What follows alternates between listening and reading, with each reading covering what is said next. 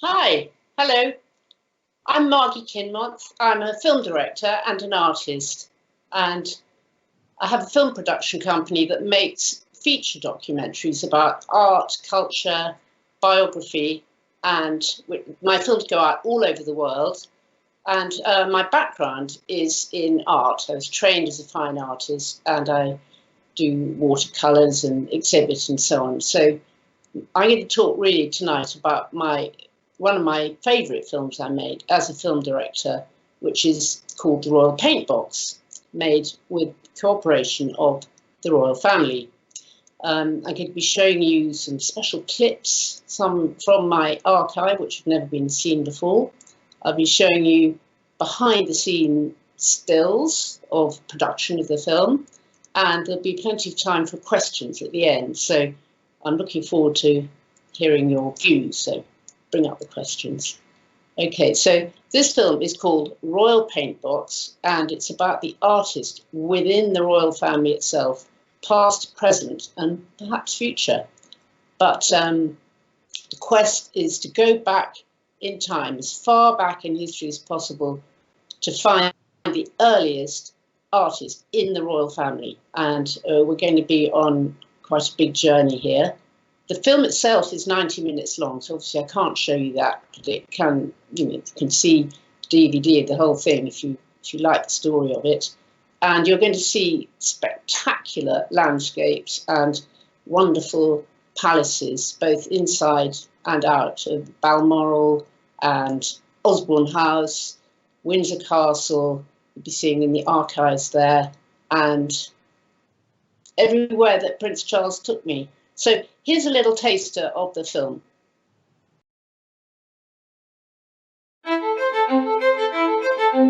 Behind the well-known public face of the British monarchy lies a story previously untold on film.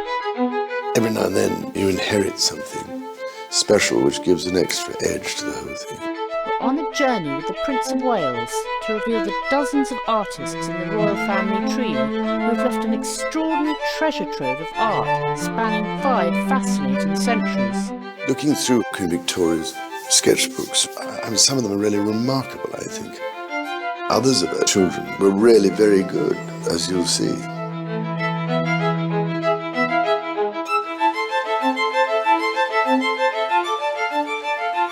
They did actually pursue it to a point in which they wanted to be as good as a professional. You think, how did I do that? Which part of me has it come from?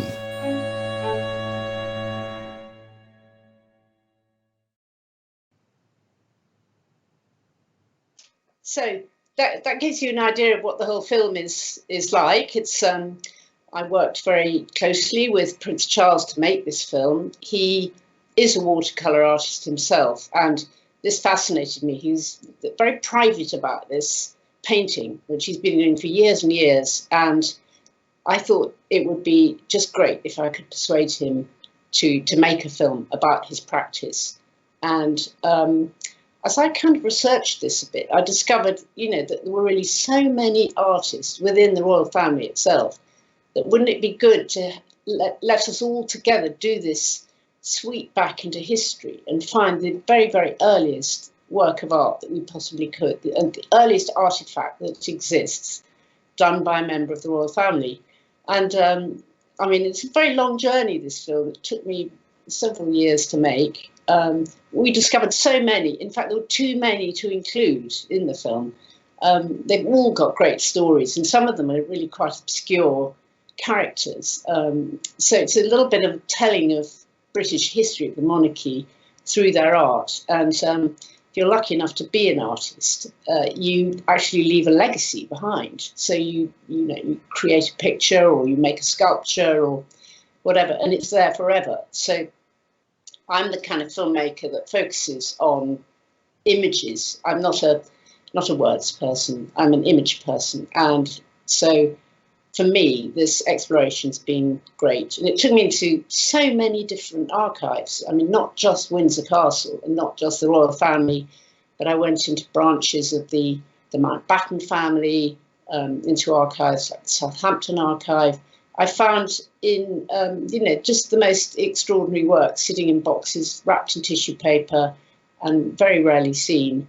And so that's a little bit about the background, the way I make films. I'm very curious. I love to search around and find stories that have never been told before. And so this is a result of that. I took the story to Prince Charles, to his office, and it was a while ago. It was way before. There's been lots and lots of documentaries, I think, recently. So I feel that mine was one of the first, and for him, probably a really personal story for him.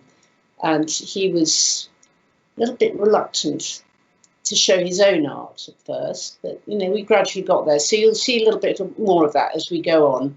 And I'd like to start by showing you a clip, which it's more than just what's in the movie. It's a little bit more, because some of it's from my personal archive, and it shows the family tree itself, which is a kind of device we use to whiz back and forth in time, and then Prince Charles in Windsor Castle describing one of his forebears, who was a prisoner actually, and then it takes you into this amazing drawing school which Prince Charles has created, which is teaching art students to draw and paint. It's very academic, beautiful, still lives, life drawing and so on, and also the after-school clubs which he's created. So you see a little bit of that in this clip, and then also something about the techniques behind the making of pictures.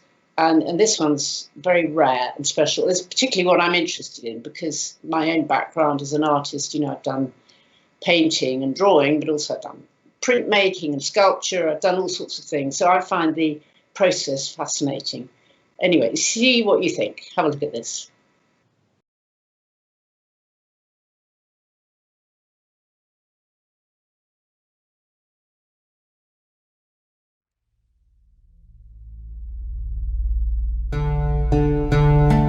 Another royal artist to perfect their craft in prison, this time during the English Civil War, was the great-grandson of Mary Queen of Scots, Prince Rupert of the Rhine. He was known for the special engraving method he pioneered, called mezzotint.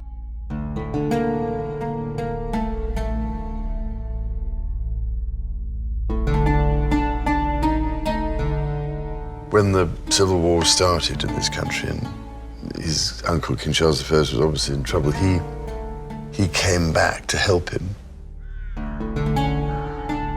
After the Restoration, 1660, he ended up as constable and governor of the castle, literally just across the way in the Round Tower. So everyone has happy ideas of him wandering about in here, I suspect.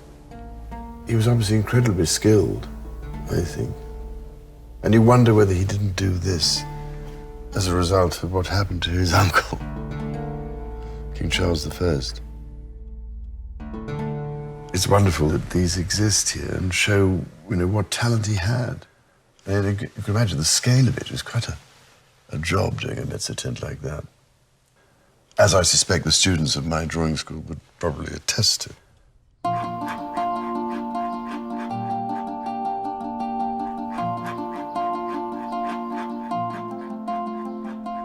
This is a mezzotint rocker.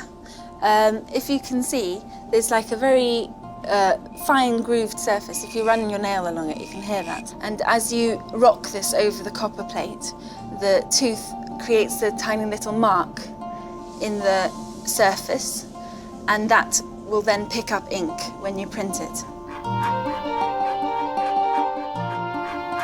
He learnt it from somebody else on the continent, but then perfected it, improved it, and I think apparently invented various, additional tools to help you in the process. So he obviously spent a lot of time and effort developing this. You can see here on the example that you've got these grooves where the rocker has obviously rocked, creating these dimples of lines.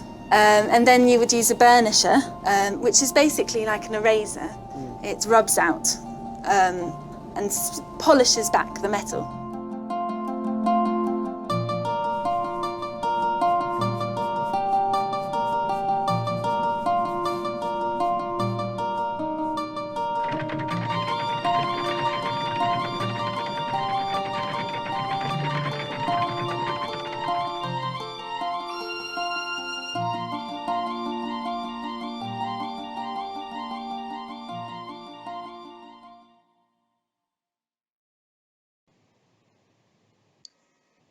I always think it's really nice to see that art on film, because you can also relate to pictures and so on in relation to your own size, you know, rather than looking at things online or in an art gallery. You can't really tell how big things are. But I think that Metzgertin is really very, very large, and it's an amazing piece of work. And that's just one of the characters. And really, Prince Rupert didn't feature very much apart from that. So that's a nice story.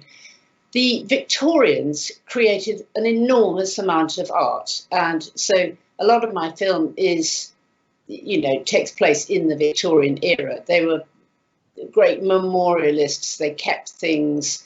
They did watercolours a lot. They began to travel. And also the royal family itself became huge at that point. So this next clip I'm going to show you, it shows the kind of the rich pickings that we found at a place called Osborne House in the Isle of Wight, which was where Queen Victoria and Prince Albert lived. And Prince Albert, once he came from Germany, we all know that he created the Victorian Albert Museum and these massive museum complexes. And then he made his own palace on the Isle of Wight. And they had their 9 children there on long summer holidays. And instead of sitting and watching telly, the Queen Victoria and Prince Albert used to make scrapbooks in the evenings. So there's an awful lot of scrapbooks in this film, and I had a lot to go through. And it's an incredibly lovely record of these children's lives. And they actually made scrapbooks for their parents for their birthday and Christmas presents. A lot of present giving went on. So the next clip features one of my very top favourite contributors, Marina Warner, who's a wonderful feminist historian who I love. And I managed to persuade her to come to the Isle of Wight and give me her views of the royal family there at Osborne House. Look at this.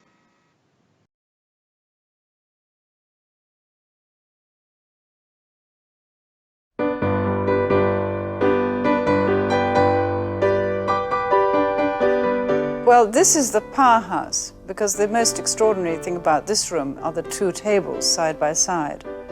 But this was set up early in their marriage for them to work side by side all day long, but also they pursued their hobbies here. This is where they made their scrap albums. Prince Albert was a meticulous organiser and filer of anything, I mean, whether it's letters, documents, or drawings and sketches.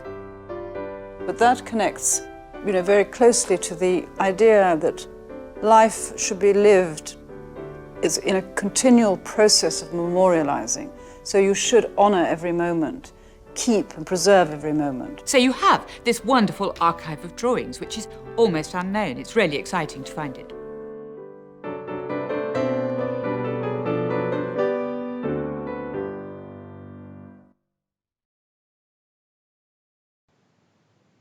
So one of the things I do in my films is I don't really use presenters. I don't really like the idea of looking at art through the point of view of a presenter. But in this film, working with Prince Charles gave me a fantastic person to be the guide to all the royal art. And so quite a lot of the film is constructed in the kind of fairly intimate way. The conversations between me and him sort of off camera, and the whole film is constructed as a sort of journey, really. And a lot of the things that I showed him, I wanted to kind of get his response to things he hadn't seen before as well, to kind of give him the opportunity to have very fresh reactions to some of these scrapbooks and art generally. And I think for him, the experience was very nice. I knew about his own practice as a painter, as we all do. We know a little bit, but he was very shy about it. And throughout the 80s, he was painting more or less every day. He had wonderful teachers to help him. His own father, the Duke of Edinburgh, is an extremely great painter as well. And sadly, he's not in the film, but I've included some of his paintings, which are done all over the world. And then Prince Charles kind of picked up this royal gene. And what I saw, he kept producing then more and more paintings, and it really became a kind of document of all his travels all over the world, because whenever he travels around the world, and has done throughout his entire life as the Prince of Wales, he takes a royal artist with him on the tour. He believes in the eyewitness account of, rather than a photographer, somebody who will draw and paint. And he's the very best example of that.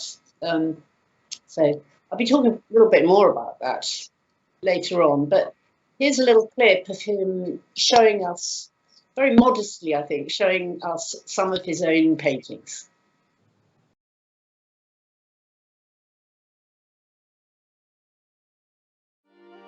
I was rather pleased with this one. I don't know why it worked, and the trees look right, and it just feels right.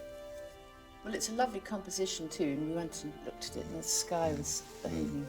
But if you come another 10 days later, then it goes this colour. It's amazing. The heather, the grass. It's hard to believe it really does do that. I had another one I did in the summer of this, but this was a winter one. Again, it's a rather lovely old house, this out in the Goosey. It's called Queen Victoria, Prince Albert. Used to come to it. I think they planted the old Irish yews and things, and the original rhododendrons. Loch Nagar up here. It's a lovely setting, yes. and I love the composition too. Well, that's encouraging. Well, it's finding the right spot. Well, this is a little Gelder cottage, or bothy, which again Queen Victoria and Prince Albert built. And then you see that this up here, the Glassfield, which there's a little island. You stood there. That was almost a bit I was sketching it. I was on the other side of the loch.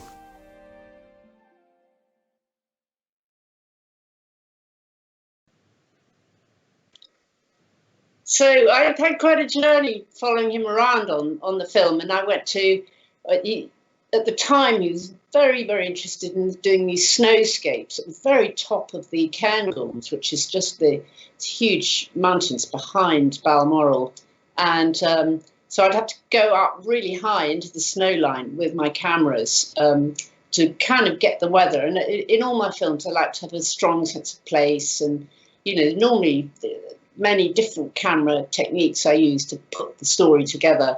But following up into the snow line was quite something for me, and it was actually too much to take a big camera, so I shot it all myself. I went up there, and there's some blizzards blowing, but it's really a moonscape. It's fantastic. So I can see why he's inspired to paint up there. I think there's some of his best works.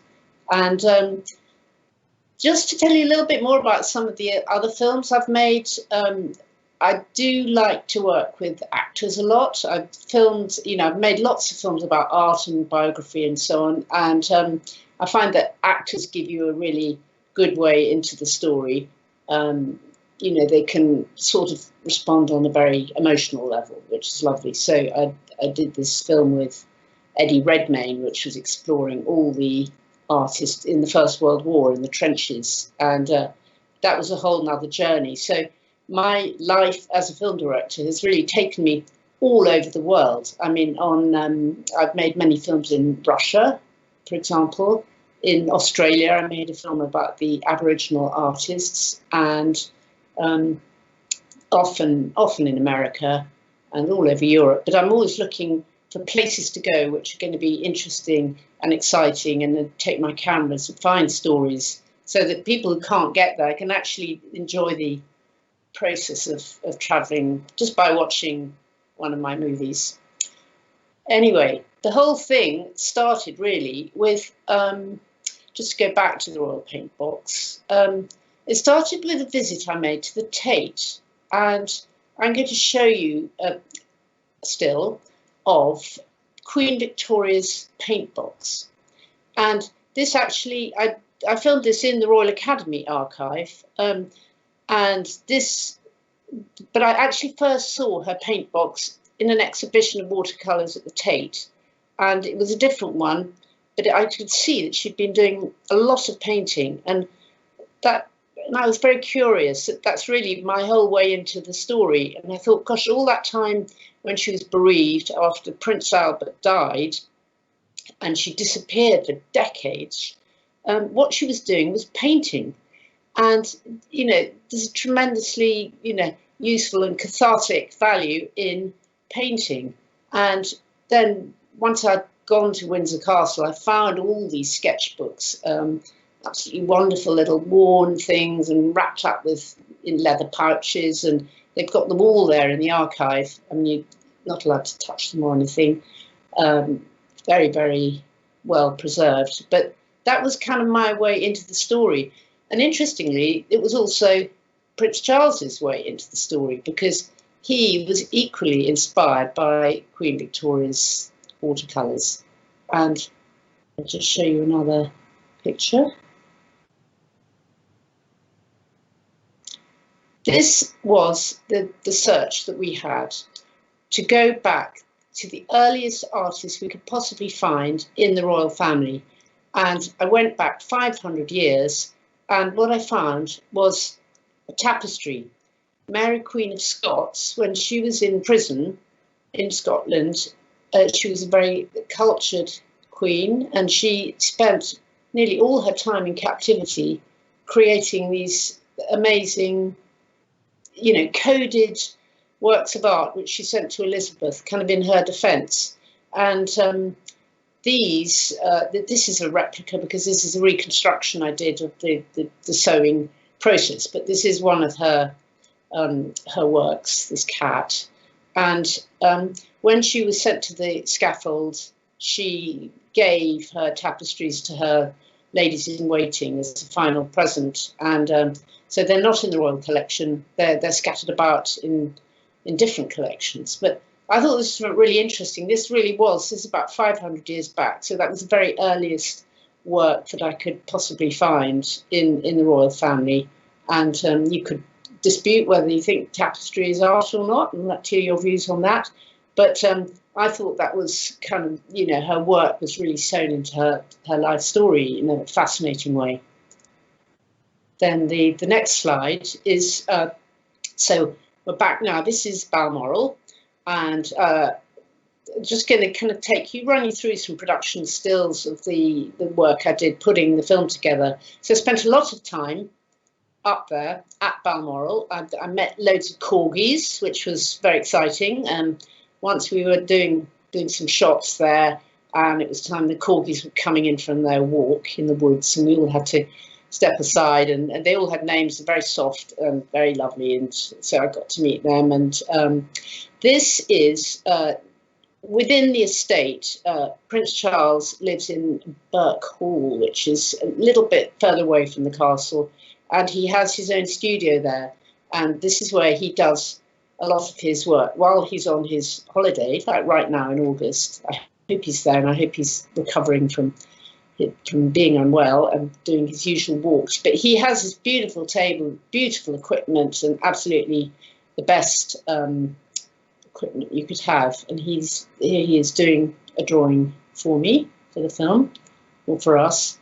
And that's, I think he just had so many good teachers, and so kind of its tradition. Watercolour is difficult. We're doing views and distant weather and so on, so you need plenty of practice. Some people say it's the most difficult you can do. Anyway, that's that. So the next one is, here we are at, I'm interviewing him in Burke Hall, and he's got one of the Queen Victoria's scrapbooks here, which he's going through and talking about. And in fact, that is a set I made, which we had to carry around, because I had to create the same set wherever I was in the, because I just had like 15 minutes filming here, 20 minutes there. I just had to keep up with his schedule. It was absolutely unbelievable timetabling to get my sequences. And often I filmed with 2 or 3 cameras at once to get the best coverage. And so I sometimes had to reconstruct scrapbooks from archives where I wasn't allowed to take them off the premises or borrow them. And so, I gave him something to work with in a very short space of time. But scheduling, we all think, the filmmakers, we think we're really good at it, and we know how to get the best out of a day. But gosh, when I was working with Clarence House, absolutely unbelievable. It's obviously the military parades and so on, that's their thing, but the punctuality is terrifying. And here's Prince Charles showing me his paintings, which we had to hang them in a little corner. This is actually Highgrove, you wouldn't believe it, but we're working in a tiny little room, and his lovely butler had to hang all his paintings in a little, so we created a little studio there, and there's the ones he did in Africa and, Oman and lots of hot countries. But he loved this bit. You can see how happy he is. And there was one point where I could see we were getting overrun a little bit, and somebody tugging on my elbow and saying, you've got to wrap this up because he's got to do a conference in a minute. And I said, look, I think we've got to stop now. And he said, well, actually, I'm really enjoying this. I'd love to, can I just have another few minutes? So it was so nice to be working with him. I was so excited about the whole thing. And here we are. This is at Highgrove, actually. He's looking at one of the albums of Prince Albert. It did when he was 8. So it's kind of drawings of a young boy drawing military battles and everything. And he hadn't seen this book before, so it's great fun to kind of explore them for the first time with him. Then we carry on. I'm just going to show you some more pictures here, and I'll talk you through them. This is a production still. I'm working with one of my cameramen called Jonathan Partridge, and we're filming here in Brixton at the after-school clubs. So I needed lots and lots of extras to kind of help the film move along and make it feel all present. And these kids all come in here after school at 4 o'clock, and they do art for a couple of hours. And the after school clubs, they happen all over the country, and it's absolutely tremendous to see what they get up to. So they're all working all over the floor, and they all come in, they're pretty rowdy after school, but within a few minutes they settle down and drawing, and everything goes quiet, and they're concentrating, and it's a lovely thing to watch. And also, I worked with some of these children as hands artists, because I needed to recreate some of the works done by, the royal family in Edwardian times and so on. So we used them as hands artists as well. And ditto in the next picture, we're filming with the skeleton at the Royal Drawing School in Shoreditch, which is the next picture. Here we are. So this is we're filming a life drawing class, and the students at the Royal Drawing School are fantastic, and they helped me by playing the roles of some of the Georgian, Victorian princesses, doing trompe l'oeil on the walls of Frogmore House, or they're doing, Princess Louise, the sculptor, Queen Victoria's daughter. I worked with a sculptor who actually did some reconstruction of a carving. She did a statue of her mother, which is in Kensington Gardens, and that's so works like that. I needed to have people to help me, and they, you can't just work with any old hands artists. They've got to be really good, and they've got to know what they're doing with the hammer and chisel. And so this was a real pleasure. Actually, I did some of the classes myself here, and the teachers are fantastic. I do hope they're going to be able to carry on, with social distancing. I hope they're going to have enough classes for people to go to in the autumn. I need to find out about that. Anyway, this is all fun to do. And here's the sequence you saw earlier about the mezzo tint. And again, this is in the etching press, these great big heavy presses, and you put the print under a blanket. And I found the process fascinating. I love that. I used to love doing that at art school. And so this is just another production still. And I'm actually in that picture. I was doubling up as the spark. I'm holding the light on the left-hand side, burning myself on this thing. But it's a wonderful thing making films. You know, you've been very, very inventive and get stuck in there. So the camera tells your story for you. And it's a wonderful thing about documentaries. You can do that. You can tell your story very visually. So this is an idea I had, and this is a motif that runs throughout the Royal Paintbox film. I kind of realised that painting watercolour is about painting the sky, which is basically made of clouds and water and so on. And I spend a lot of time when I'm doing my watercolours is mixing colour, and you know, you're constantly stirring your brush underwater. And I sort of felt it would be, you know, you want to get in close. I used to direct commercials as well, so I love this thing of sort of tabletop shoots and getting in there with the equipment and getting in really close. And so we shot a whole bunch of sequences with high-speed cameras, with 300 frames per second cameras in slow motion, with the paintbrush mixing the paint drops coming down, most wonderful effect in a tank. And you know, so every different colour has a kind of meaning in my film, and this is it's a kind of motif that takes you through. But it's another thing I do. I like to work from the point of view of the artist, and you know, so we can see that we can all do it too.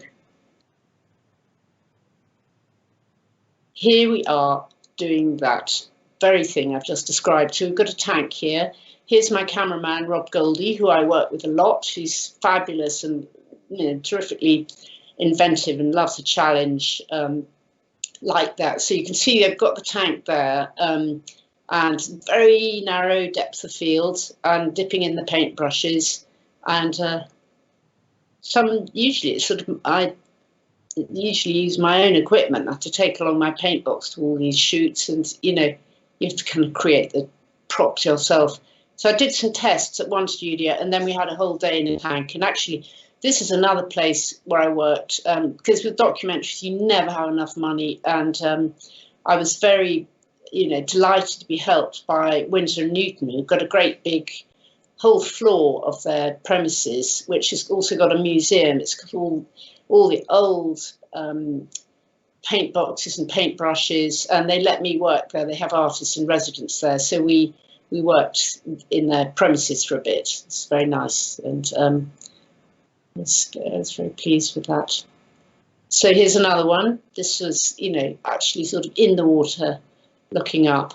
And I mean, I'm doing a film at the moment where I'm recreating a plane crash, and because of the pandemic, it's very difficult to go out on location. I mean, the plane crash I'm dealing with happened in Iceland, but I'm going to have to work in a big studio and find a tank at somewhere like Pinewood, and to do the reconstruction of what happens in this film I'm making next. But you know, the important thing is to work it out, have a storyboard, and, you know, really try and be imaginative and have fun with it. So that's the paint box. And here I am with Jonathan Partridge. We've got quite a few cameras here, and we're filming up at Balmoral, on the, you know, this enormous kind of moorland with mountains and everything. And I did a lot of filming there with the Prince of Wales, you know, walking across the landscape and talking about what he's doing and so on. So this is all great fun. It was, yeah, very windy, and it's part of my job. Normally you get very cold and muddy and hungry and all those things, but this was lovely, and the sun came out. This is absolutely beautiful there. I wasn't quite sure how I was going to direct the Prince of Wales. I wasn't quite sure. Normally you say action and then everybody knows what they're doing. I was a bit nervous about sort of shouting action to him. It seemed a little bit rude, but actually that's really what he preferred. I mean, he'd been in the Navy, and I think to give very clear instructions to everybody, you just got to stick to what you know works. And this was there was a lot of long lens filming. But yeah, there we are on location, and we were very lucky it wasn't driving rain. It's very, very nice to be out there, and lovely conversations. So I suppose for me as a filmmaker, I got to see, you know, it's so great. You get the sort of every film you get you get a ringside seat into history by working with great people on great stories. And because I'm an independent producer and I've got my own company and I work kind of outside the system, in some ways it's right up to me to think up the ideas and develop them myself. And so really, I haven't told you about how I kind of got the access, but I was, you know, I got the idea and then I wrote to him and said, would you like to participate in this film about the artists in the royal family? And, you know, I was absolutely thrilled to, you know, he responded just immediately, so enthusiastically, and I was invited to tea at Clarence House. It was very exciting. And we discussed what we were going to do and our hopes and fears, and that was great. And then this shot here is by a lake, right on the Balmoral estate, and there's a spit of sand that goes out. And I said, well, what I really want to have in the middle of the film, I want to have a sort of quiet moment where we can just listen to the sound of the water, appreciate being in the landscape, and, you know, have something kind of completely still that happens. And so I said, well, if you go out there into that sort of area and do whatever you're going to do. And I had cameras hidden behind trees and things. And suddenly he took out his drawing things and started doing a picture. And it turns out that what he does is he takes his writing paper in his pocket and red biros, and he does sketches while he's on his walks. And then he takes those sketches back, he makes notes about colour and shape and what he's trying to do. And so this is the start of one of those. And here he is by the lake. He's very keen to keep the countryside really nice. So it's open to the public. Anybody can walk there. But he did spend quite a lot of time picking up sweet papers, which were, you know, tiny sweet papers. So by the end of the filming day, we'd done quite a lot of clearing up as well, which was an added bonus. But, you know, practice what you preach. And here, this is also on the Balmoral estate, these wonderful birch trees, lovely light. And I mean, I'm making this sound easy because actually there's months and months of preparation that go into these shoots. So I'm not going to show you a picture of me slaving away at my desk doing emails, but there's a hell of a lot of work that goes into putting the films together. And then the joy of being there. And here I am with another cameraman, the late Scott Ward, who actually sadly died.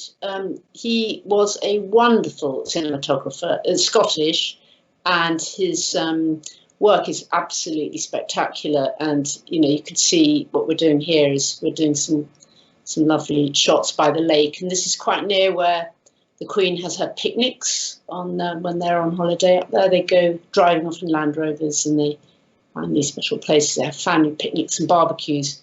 And this Mirror Lake is just beautiful. So there we are. And that's right up in the Cairngorms. That's my photo of being at the very top.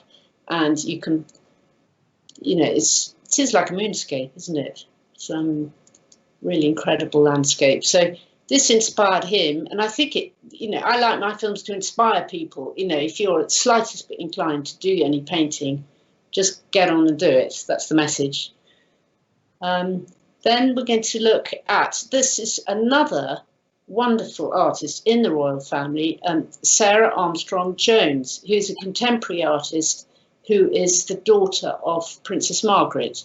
And she's featured in the film. We have a sequence of her in her studio. She's a wonderful painter of, well, all sorts of semi-abstract, you know, wonderful colorist, and again, fantastically modest. But she is a professional artist, and she very sweetly allowed me to film in her studio, and so you could see the kind of all the stuff that's on the walls, stuff that goes on. And they're a very artistic family. Both her sons are artists.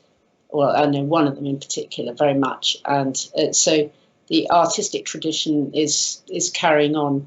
So I was thrilled to persuade her to take part. And yeah, here she is. She's doing a lot of work with flowers and vegetation and gravity also, because her work drips down with the gravity. And then she also introduced, in the film, the work of her mother, Princess Margaret, who designed ceramics. And so we've got so many things in this film.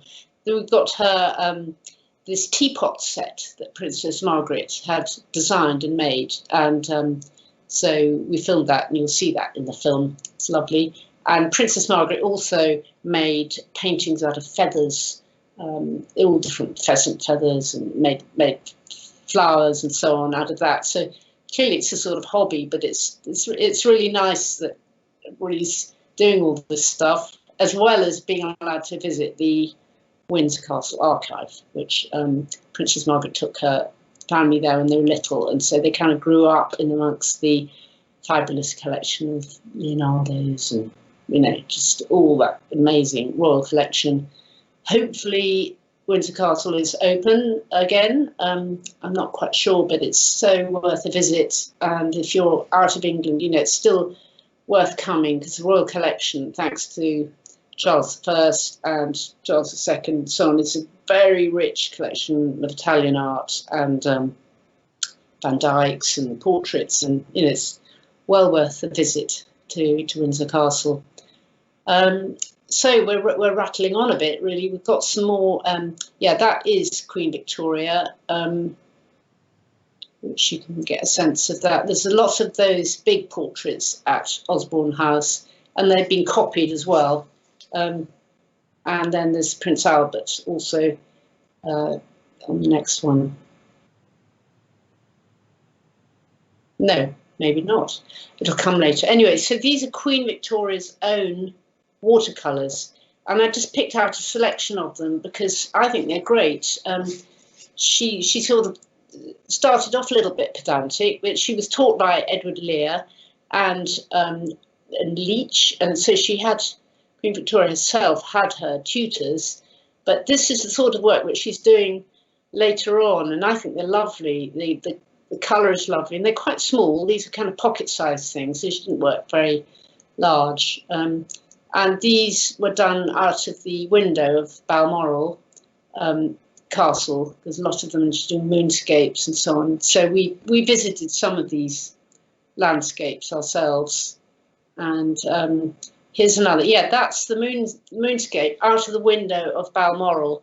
And I think that's probably the view that the Queen sees at night from her bedroom window too, because when we were filming there, the Queen was there on the premises, and that's where her sort of apartment is.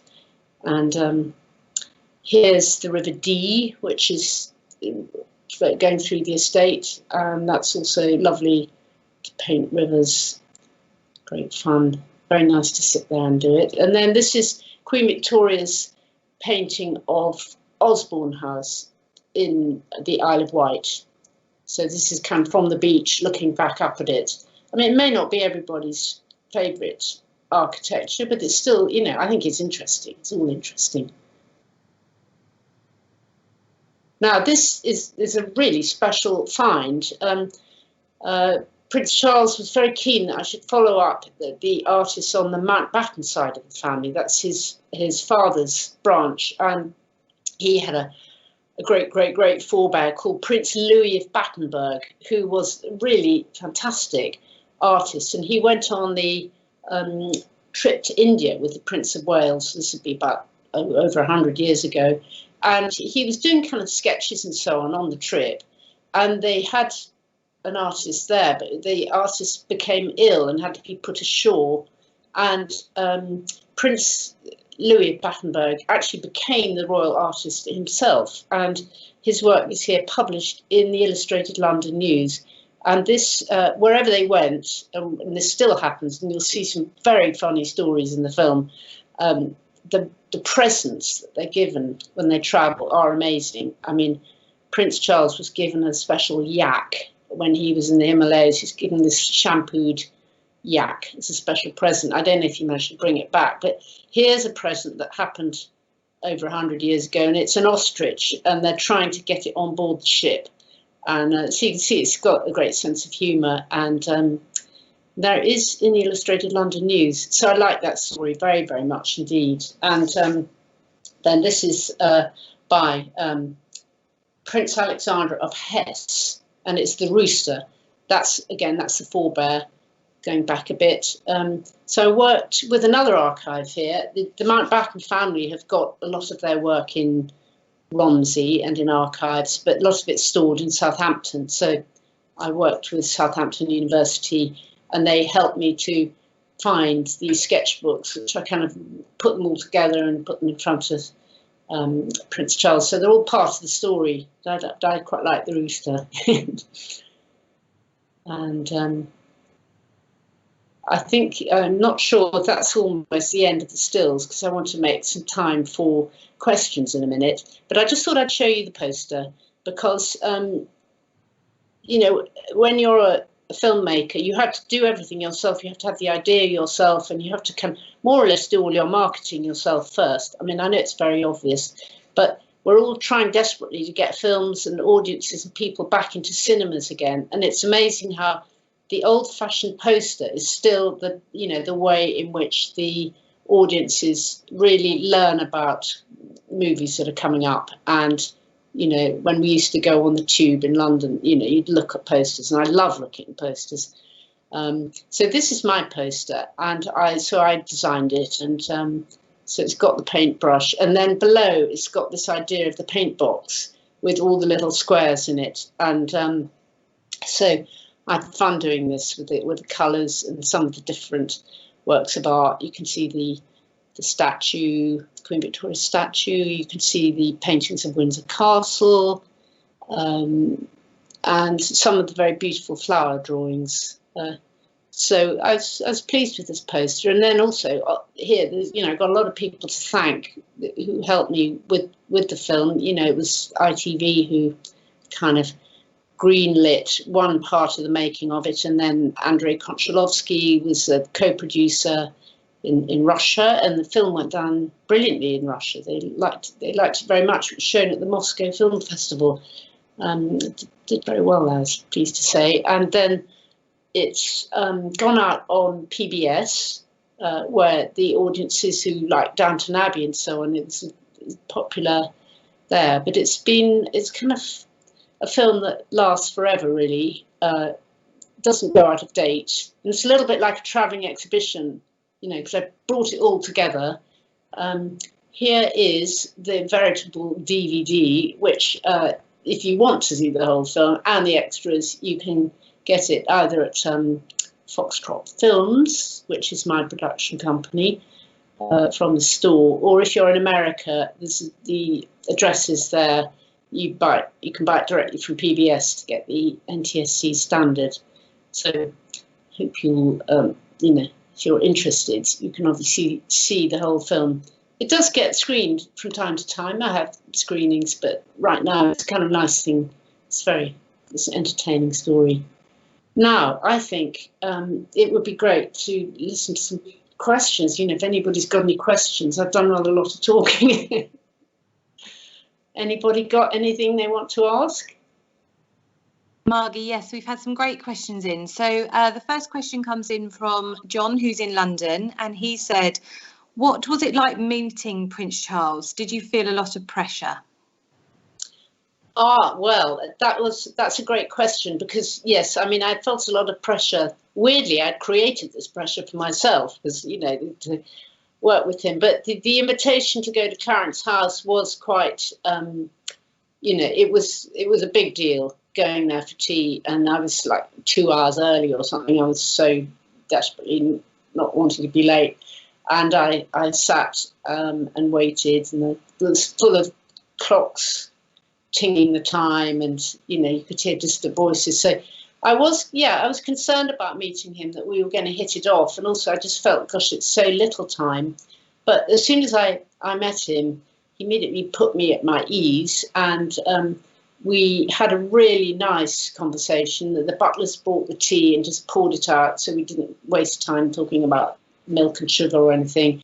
And I soon discovered about his passion for art, and I could see, it was going to be absolutely fantastic ride. So, it's his job to put people at their ease, but also it was my job as a film director. It was I didn't really want it to be too formal. I wanted him to feel personally involved. So, I wanted to kind of have a sort of intimacy with him that you wouldn't normally find if he's giving a speech or something. So my job as a director was to kind of create the right atmosphere so that he could feel free and comfortable about what we were talking about.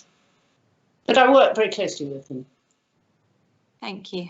We've had a couple of questions, people asking the same question really. So that is, do the royal family ever sell any of their paintings? And does Prince Charles ever donate his paintings to charity for auction? Well, that is a very good question. The works of art I'll start with the first bit, in the royal collection.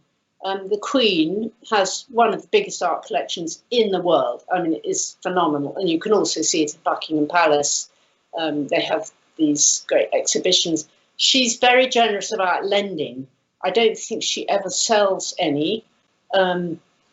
She gave me her permission to use works from her collection in the film. And actually, there is one work of art by her in the film, which is a lino cut that she did as a child of a circus pony, and that's in the archive, so you can't see that, but that's in the movie.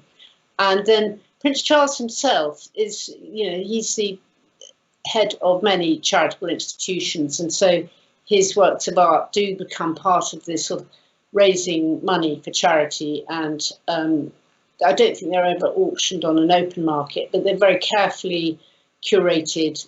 I would love to have been able to sort of own one, but not really my call. But I think he uses them in a really effective and generous way for charity. Tom from Boston, he says, was art education an important part of royal education historically? Oh, hi, Tom. Well, that really is a very interesting question, because I had to overcome my scepticism a little bit at the beginning, because I thought all these royal family, they just seem to have so much leisure. And I sort of thought, well, gosh, are they going to actually have anything to say? And what do they do with their leisure time? And then I discovered that actually some of the artists that we feature that were so well taught, and they really did work at their art. And so they were really good. I mean, they were as good as many professional artists. They had a talent, but it was definitely part of their education.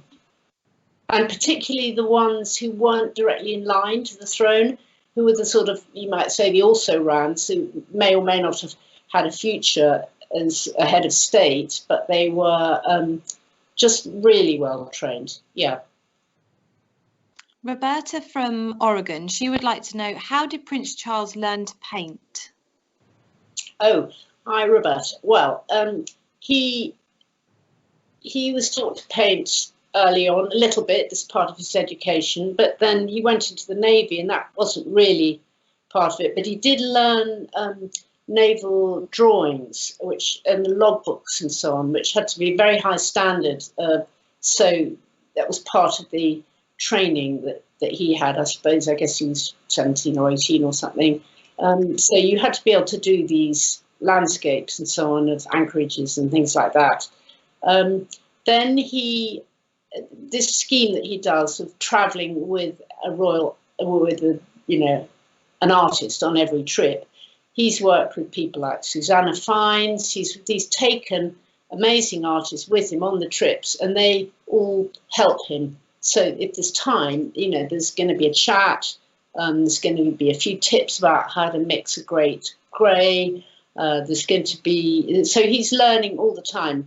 And he's looking at art a lot. That's the best thing you can possibly do is look at art, because you're constantly learning. And I think I'm not quite sure how much time he has right now for painting, but you have to paint and draw every single day to keep good at it, just like keeping fit. So I suppose it's an ongoing thing. I've no idea how he's going to fit in his painting when he becomes king. Jerry from Ohio, he said, though I had studied art from high school onwards, I had not heard of mezzotint prints. Are they still done today? Oh, hi, Jerry. Well, I never heard of mezzotint either. It's very, very unusual, but there you are. We learn. I mean, I think people do it. It's the kind of type of etching that you just make these little lines and the ink goes in. And but to do it on such a big scale, I think was really quite unusual. But also he did a lot of copying. So he'd copied Rembrandt's and Titian's and so on as well. But maybe look it up and see, it's something you could do yourself. You just have to work on a copper plate and you put on a ground and then you cut into it, put it in the acid, and it's a bit like an etching.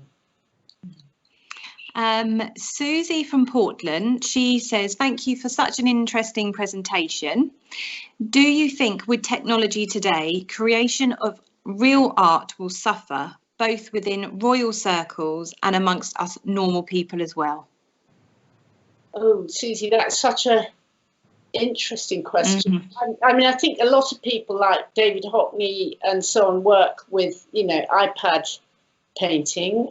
So, the technology is there to do all sorts of things on your laptop, but there's nothing like actually, getting in there and, for me, working with the paint itself. But I think it's going forwards and backwards. It also depends on how you want to exhibit, because whenever I go to the Venice Biennale, I see all sorts of, this very traditional art is exhibited and shown alongside the most innovative stuff, which is all electronic and brilliant.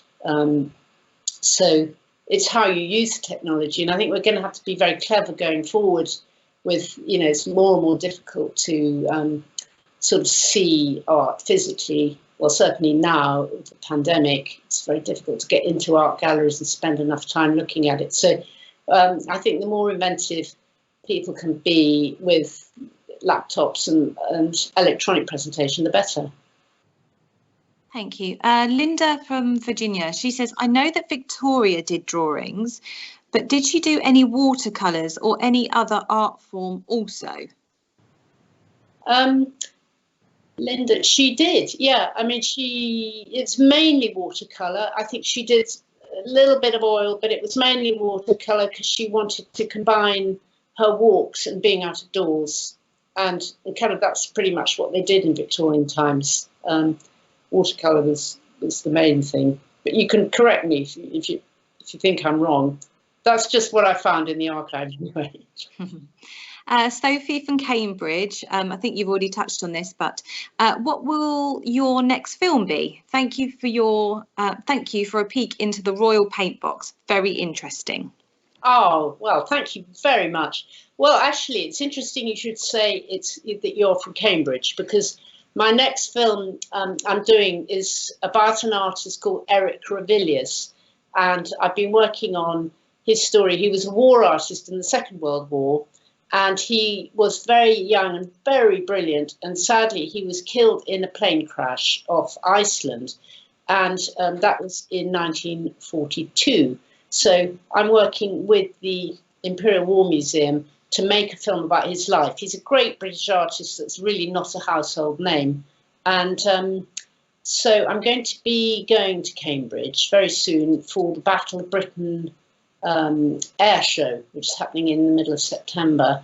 And so I've got an awful lot of planes I've got to film from that period, where they're going to be flying them. And so I'm working with pilots and so on, quite near you in Cambridge.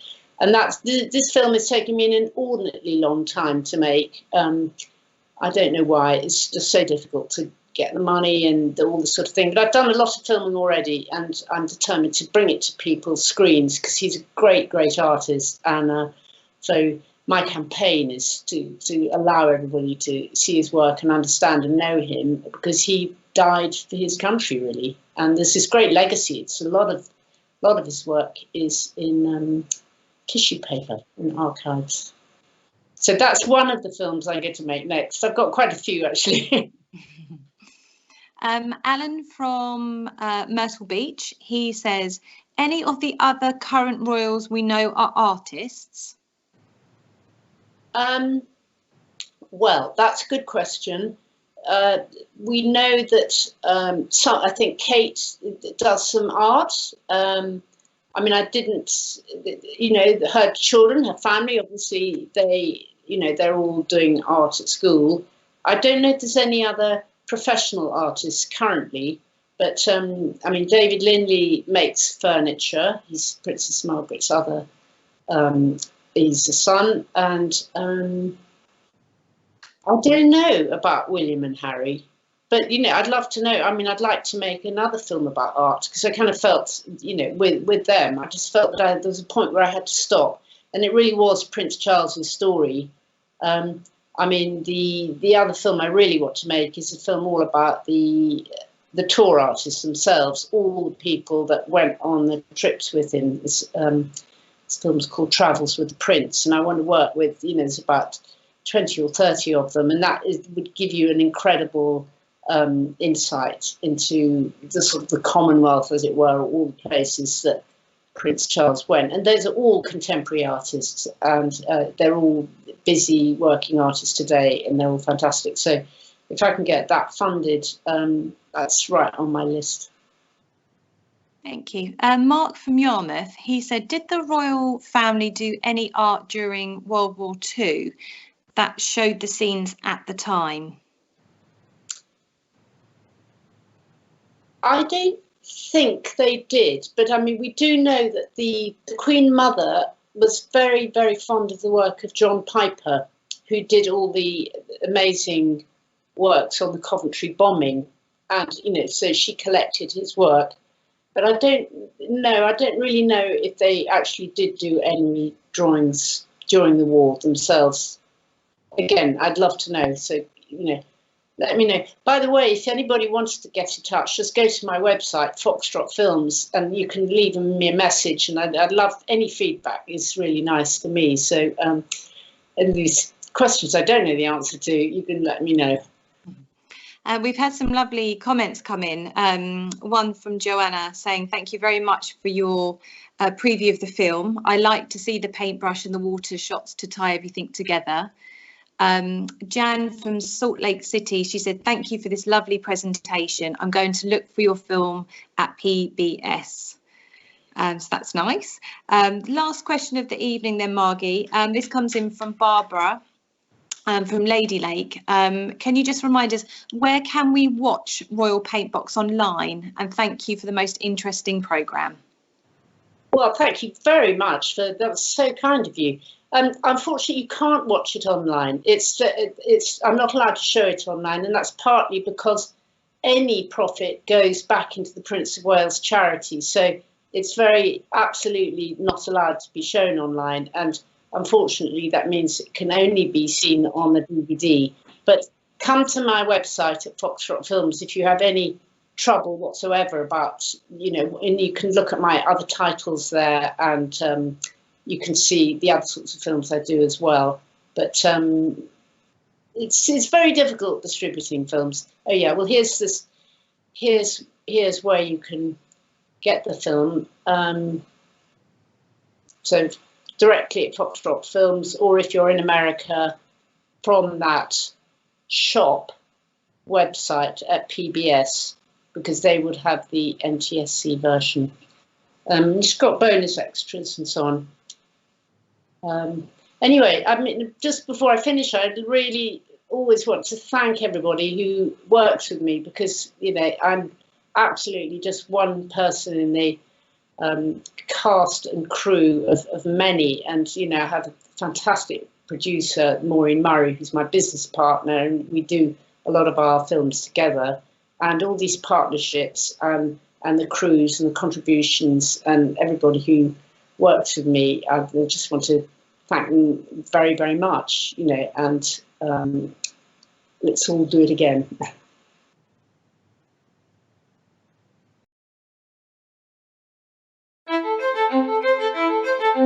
Behind the well-known public face of the British monarchy lies a story previously untold on film.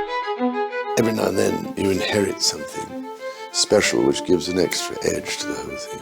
We're on a journey with the Prince of Wales to reveal the dozens of artists in the royal family tree who have left an extraordinary treasure trove of art spanning 5 fascinating centuries. Looking through Queen Victoria's sketchbooks, I mean, some of them are really remarkable, I think. Others of her children were really very good, as you'll see.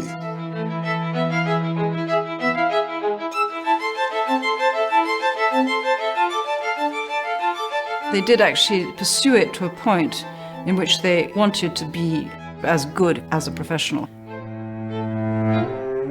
You think, how did I do that? Which part of me has it come from?